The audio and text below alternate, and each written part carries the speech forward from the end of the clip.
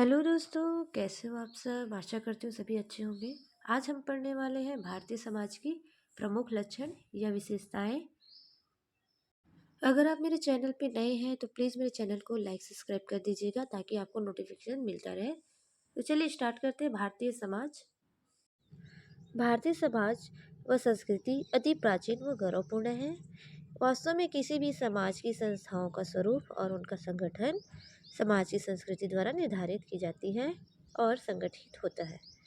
अतः किसी भी समाज की संरचना और संस्कृति में एकता और विविधता का सिंहावलोकन करने के लिए उनकी सांस्कृतिक विशेषता का अध्ययन अनिवार्य होता है। इस दृष्टिकोण से जब हम भारतीय समाज और संस्कृति को देखते हैं तो ज्ञात होता है कि भारतीय संस्कृति की मूल विशेषता उसकी सहिष्णुता व ग्रहणशीलता और गत्यात्मक प्रकृति है। इस प्रकृति का विशाल एक विस्तृत विभिन्नता में एकता पाई जाती है। भारतीय समाज में आर्य, अनार्य, द्रविड़, शक, खून, पुर्तगाली, फ्रांसीसी तथा मंगोल, फारसी आदि अनेक प्रजाति के लोग समय समय पर यहाँ आए और यहाँ की जो संस्कृति में रंगते हुए राष्ट्रीय धारा में समा गए। इतना ही नहीं बल्कि विश्व की विभिन्न संस्कृतियाँ, विचार, दर्शन, धर्म, भाषा आदि के प्रति सहनशीलता का परिचय देते हुए उन्हें अपने में समाहित किया है। फलतः भारतीय समाज एवं संस्कृति विभिन्नताओं की एक लीला भूमि बन गया है। इन्हीं विविधताओं को देखकर कुछ विद्वानों ने निष्कर्ष निकाला है कि क्या है कि भारत विभिन्न जाति, प्रजाति, धर्म, भाषा, प्रथा, परंपराओं का एक गड़बड़ झाला देश है और इनकी संस्कृति में एकता निरांत अभाव है। मतलब इनकी संस्कृति में एकता का अभाव है। किंतु ऐसा निष्कर्ष भारतीय समाज, संस्कृति एवं जनजीवन की ऊपरी सतह देखकर लिया गया है और इसकी आंतरिक मूलभूत एकता अनदेखी रह गई है। मतलब संस्कृत की एवं जनजीवन की जो ऊपरी सतह है, जो बाहर की दुनिया है, उसको देखा गया है, लेकिन उनकी आंतरिक जो मूलभूत है उनको अनदेखा कर दिया गया है। यद्यपि भारतीय समाज और संस्कृति का बाह्य स्वरूप अनेक विभिन्नताओं का पुंज है, जो बाहर का जो स्वरूप है वो विभिन्नता दिखाई देती है, लेकिन आंतरिक स्वरूप है वो एक है, मौलिक अखंड रूप से एक है। इस अध्याय में हम इन्हीं सब बातों पर विचार करेंगे और यह देखेंगे का प्रयत्न करेंगे कि भारतीय समाज तथा संस्कृति में किस तरह की विविधताएं पूर्ण एकता बनी हुई है। तो हम भारतीय समाज की विशेषता पढ़ने वाले हैं। तो भारतीय समाज एवं संस्कृति मानव समाज की एक अमूल्य निधि है। क्या है? भारतीय समाज और उनकी जो संस्कृति है वो क्या है? मानव समाज की एक अमूल्य निधि है।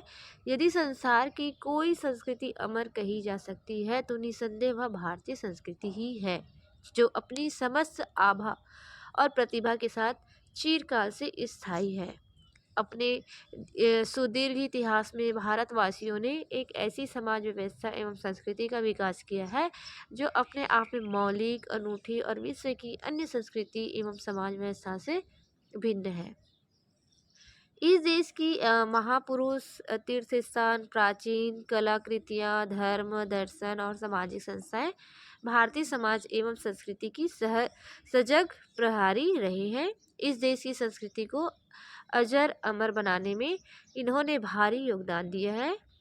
हम यह भारतीय समाज एवं संस्कृति की उन विशेषता का उल्लेख करेंगे जिनके कारण हजारों साल बीत जाने पर भी आज भी जीवित है। तो देखते हैं प्राचीनता एवं स्थायित्व। भारत की संस्कृति एवं समाज व्यवस्था विश्व की प्राचीनतम संस्कृति एवं समाज व्यवस्थाओं में से एक है। हम इस अध्याय में भारतीय संस्कृति और समाज के बारे में ज़्यादा अध्ययन करेंगे कि कैसे प्राचीन सभ्यता सदियों युगों से चली आ रही है। समय के साथ साथ मिस्र, सीरिया, यूनान, रोम आदि की प्राचीन संस्कृतियाँ नष्ट हो गई है और उनके अवशेष मात्र ही बचे हैं। किंतु हजारों बीत जाने पर भी हमारे भारत देश की आदि संस्कृति व समाज व्यवस्थित आज भी जीवित है। ये कह रहा है कि जितने भी है जो हमारे देश में आए, भारत देश में आए और अपने हमारी संस्कृति में रंग गए, जैसे सीरिया, यूनान, रोम आदि के आए, लेकिन उनकी संस्कृति नष्ट हो गई, लेकिन आज भी भारत की संस्कृति व समाज जीवित है। आज भी हम भारत में वैदिक धर्म को मानते हैं। पवित्र वैदिक मंत्रों का यज्ञ एवं हवन के समय ब्राह्मणों द्वारा उच्चारण किया जाता है। विवाह वैदिक रीति में होता है कि ग्राम पंचायत, जाति प्रथा, संयुक्त परिवार प्रणाली आज भी विद्यमान है। आप लोग सभी जानते हैं कि ये सब अभी भी चलते आ रहा है। गीता, बुद्ध और महावीर के उपदेश आज भी इस देश में जीवित और जागृत है। अध्यात्मकवाद, प्रकृति पूजा, प्रतिव्रता धर्म, कर्म और पुनर्जन्म, सत्य, अहिंसा और अस्तेय के सिद्धांत की गूंज आज भी इस देश के लोगों को प्रेरित करती है। सदियों बीत गई, अनेक परिवर्तन हुए, विदेशी आक्रमण हुए, किंतु भारतीय समाज और संस्कृति का दीपक आज भी प्रज्वलित है। उसका अतीत वर्तमान में भी जीवित है और आगे भी रहेगा। साम्यवादी दृष्टिकोण, जनजातीय, हिंदू, मुस्लिम, सिख, हुण, ईसाई आदि सभी संस्कृतियों के प्रभाव से भारतीय संस्कृति नष्ट नहीं हुई, वरना उसमें संभवतः यह एकता ही स्थापित हुई है। कितने भी शक आ गए, मुस्लिम आ गए, कितने भी आक्रमण हुए, फिर भी हमारी संस्कृति क्या है, नष्ट नहीं हुई है। आज भी एकता ही स्थापित है। मुसलमानों के संपर्क से दीन इलाही धर्म पनपा है। मुसलमानों का सूफी संप्रदाय भारत के आध्यात्मिकवाद, योग, साधना और रहस्यवाद का संस्करण है। हम सूफी संतों के बारे में पढ़ेंगे। हमारे सिलेबस में सूफी संत के बारे में भी बताया गया है। राम और रहीम, कृष्ण और करीम की एकता स्थापित कर महापुरुषों द्वारा हिंदू और इस्लाम धर्म में समन्वय करने का प्रयत्न किया गया है। इसी प्रकार से बौद्ध धर्म हिंदू धर्म का ही एक अंग बन गया है। जो बौद्ध धर्म है वो क्या बन गया है, हिंदू धर्म में एक अंग के रूप में बन गया है।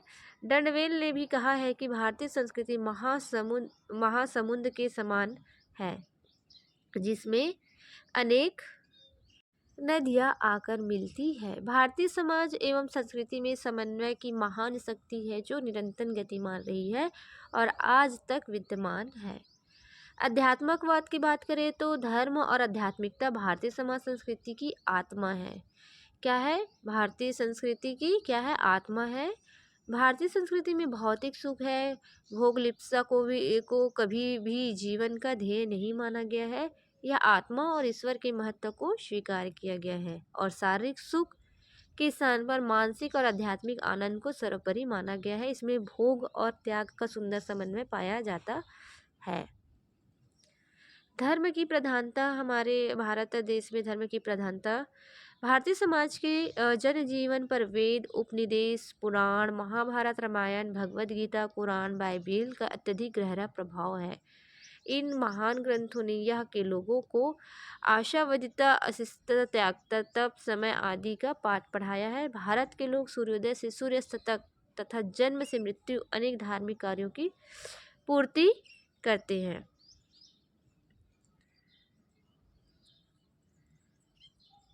आगे देखते हैं, सहिष्णुता देखते हैं। भारतीय समाज एवं संस्कृति की एक महान विशेषता इनकी सहिष्णुता है। भारत में सभी धर्म, जाति, प्रजाति, संप्रदाय के प्रति उदारता, सहिष्णुता एवं प्रेम भाव पाया जाता है। हमारे यहाँ समय समय पर अनेक विदेशी संस्कृति का आगमन हुआ और सभी को फलने फूलने का अवसर भी दिया गया। हमारे द्वारा असहिष्णुता होकर कभी भी विदेशी एवं अन्य संस्कृति के लोग पर बर्बर अत्याचार नहीं किए हैं। सभी ने हमारे भारत देश में आके राज किए हैं और अपना जो प्रथा है उसको चलाने की कोशिश की है। फिर भी हमारा भारत देश, इनके ऊपर कोई अत्याचार नहीं किया गया है। अनुकूलनशीलता, भारतीय संस्कृति को अमर बनाने में इनकी अनुकूलशीलता प्रवृत्ति का महान योगदान है। भारत संस्कृति अपने दीर्घ जीवन के लिए समय चक्र और परिस्थितियों के अनुसार सदैव समाज के साथ सामंजस्य करती रही है, जिसके परिणाम स्वरूप आज तक बनी रही है। भारतीय परिवार, जाति, धर्म, संस्थाएं समय के साथ अपने को परिवर्तित करते रहे हैं। विचार और आदर्श, भारतीय संस्कृति में कुछ ऐसे तत्व हैं जो युग युगांतर एक व्यक्ति के अस्तित्व के आधार होते हैं। सदा जीवन, उच्च विचार का सिद्धांत अपरिग्रह को श्रेष्ठता प्रदान करता है। इसी प्रकार एक आदर्श और विचारधारा से प्रेरणा प्राप्त करने वाला प्रत्येक प्राणी विश्व कुटुंब का सदस्य होता है। यह विश्व को एकता का पाठ पढ़ाता है तथा सबको एक सूत्र में बांधता है। भारतीय समाज और संस्कृति के ऐसे आदर्श और विचार सदैव एकता को बनाए रखने में प्रयत्न करते हैं।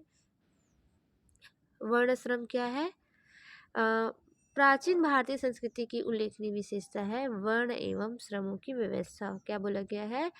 प्राचीन भारतीय संस्कृति की उल्लेखनीय विशेषता है वर्ण एवं आश्रम की व्यवस्था। समाज में श्रम विभाजन हेतु 4 वर्ण बटे हुए हैं, जैसे ब्राह्मण हो गया एक वर्ण, क्षत्रिय, वैश्य एवं शूद्र 4 वर्ग में बढ़े हुए हैं। जो ब्राह्मण समझते हैं कि हम उच्च जाति के हैं और शूद्र को समझते हैं नीच जाति, जो नालियाँ साफ करते हैं, जो घरों में काम करते हैं। इनको मंदिरों में आने जाने से जो उच्च जाति के लोग हैं उनको रोक करते थे, जिसकी रचना जिसमें ये सब कार्य होता था। तब ब्रह्म समाज बुद्धि शिक्षा के प्रतीक है, जो क्षत्रिय की शक्ति है। वैश्य भरण पोषण एवं अर्थव्यवस्था का संचालन करते हैं और क्षुद्र समाज की सेवा करते हैं। इसमें ये दिया गया है कि ब्राह्मण जो है वो समाज बुद्धि और शिक्षा के प्रतीक है। इसमें कहा गया है कि जो ब्राह्मण जाति के लोग थे वो समाज की बुद्धि और जो शिक्षा देने के लिए प्रतीक थे, और क्षत्रिय जैसे सेना के रूप में थे, शक्ति के रूप में थे। और वैश्य भरण पोषण, वैश्य क्या करते थे? भरण पोषण व्यापार का जो काम करना है ये सब था, एवं अर्थव्यवस्था का संचालन करते थे। लेकिन शूद्र क्या करते थे? नालिया समाज की सेवा करते थे, घर घर जाके काम करते थे, ये बोला गया है। जिसका ये सब जाति प्रथा को उल्लंघन को मिटाने के लिए ब्रह्म समाज आर्य समाज ईश्वरचंद्र विद्यासागर के द्वारा किया गया है, जो हम वीडियो में पढ़ा ही चुके हैं, तो उसको एक बार देख लीजिएगा। इसमें बोल रहा है वर्ण व्यवस्था के साथ साथ, जैसे शूद्र वर्ण व्यवस्था के साथ साथ प्राचीन मनीषियों ने मनुष्य की आयु 100 वर्ष मानकर उनका 4 आश्रम ब्रह्मचार्य गृहस्थ वानप्रस्थ और संन्यास में विभाजित कर दिया था। वो जो 4 वो है ना, उसमें ब्रह्मचर्य कह दिया, गृहस्थ कह दिया, वानप्रस्थ कह दिया और संन्यास में विभाजित कर दिया था। आश्रमों का उद्देश्य मानव के 4 पुरुषार्थ थे: धर्म, अर्थ, काम और मोक्ष की पूर्ति करना, जो कि व्यक्ति की सामाजिक और व्यवहारिक जीवन संभव बनाते थे। भारतीय की वर्णाश्रम अवस्था विश्व इतिहास में एक अद्वितीय देन है।